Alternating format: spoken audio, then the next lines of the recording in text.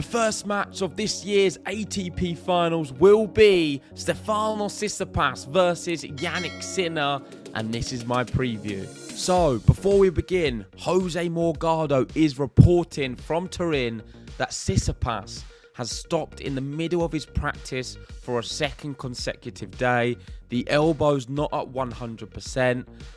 It is scheduled to be the first match at 2:30 p.m. and Hurkacz is the first alternate.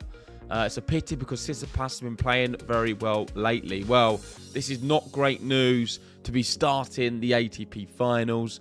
In a way, it could be worse. I don't think Stefanos Tsitsipas is really considered one of the players who can go and win this year's event, but it will be very sad because we know he is a former champion and Tsitsipas always does bring some great moments on a tennis court. With that in mind, Jannik Sinner, of course, will be rubbing his hands together because if Tsitsipas is to continue to play, he's clearly not at 100%. He must be feeling some elbow problems and he's not been able to train like he would want to for the opening match. Sinner's been in red hot form as well, and you would think this really does edge the match in Sinner's favour, even more than maybe other people thought before this news was revealed. Looking at the head-to-head, Stefanos Tsitsipas is leading that 5-2, but we should break down their matches because they date back all the way to 2019. I think Jannik Sinner is a completely different player now, and I think Tsitsipas is a very different player.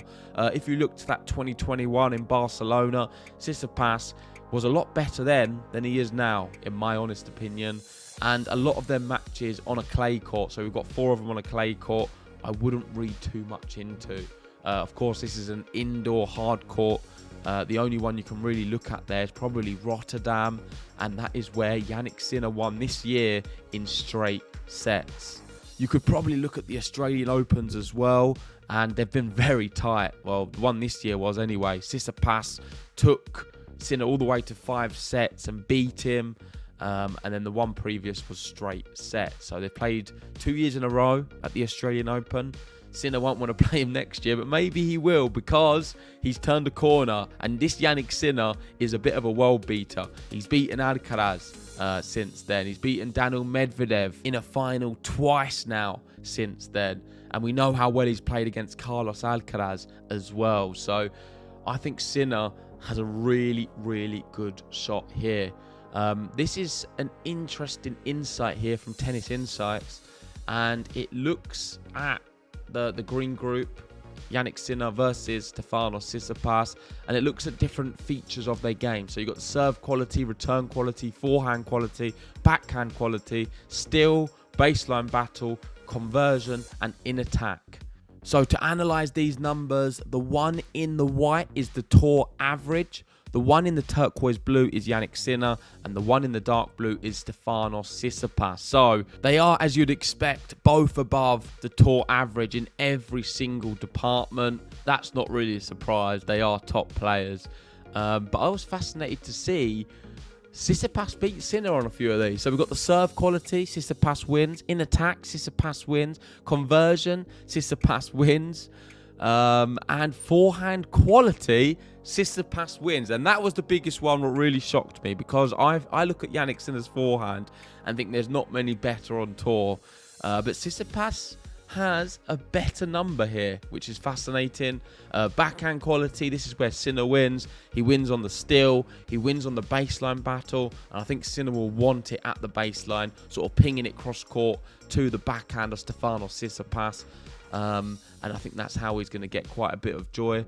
And return quality, this is the big difference I noticed out of everything, probably the biggest difference. And that is Sinner with a 7.8, the tour average of 6.6. Tsitsipas pretty much with the tour average, but Sinner is a fantastic returner. And in these fast conditions of an indoor hard court, I think that will really, really help him. Not just against Tsitsipas, but also against Novak Djokovic. Right, so let's get on to the prediction. And I see this only going one way, and that is the way of the Italian. He's playing in Turin. He's going to have the crowd behind him. Tsitsipas is not 100% with the elbow injury. And saying all of this, I think Jannik Sinner will not only win, I think he's going to win in straight sets, and one of them is going to be a breadstick. I think Sinner's going to put a real statement win out there, and I wouldn't be surprised if it's very one-sided. There we go. That's my prediction and preview. Let me know your thoughts in the comment section below. And if you haven't already, give a like, subscribe, and join us for all of the matches at the ATP Finals.